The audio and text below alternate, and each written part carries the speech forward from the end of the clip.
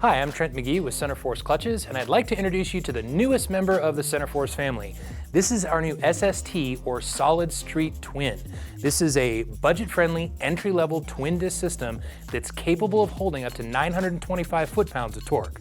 So let's take a closer look. Now it starts with a high clamp load pressure plate. And beneath that, we have a pair of solid hub clutch discs, as well as a low inertia billet steel flywheel. We also have ARP hardware, and underneath the first disc here is a solid steel floater. Now this floater utilizes a unique anti-rattle system that we actually pioneered with our diad twin disc systems. Now the floater rides on these 3 pins in the flywheel via spring-loaded bushings that are inside here. Now this combination eliminates 90 to 95% of the clutch rattle that's normally associated with twin disc systems.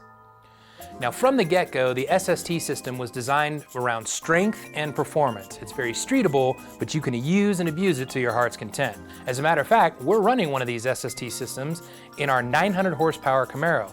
It's got a great pedal feel, very streetable, and really it's gradual enough that anybody could get in that car and drive it.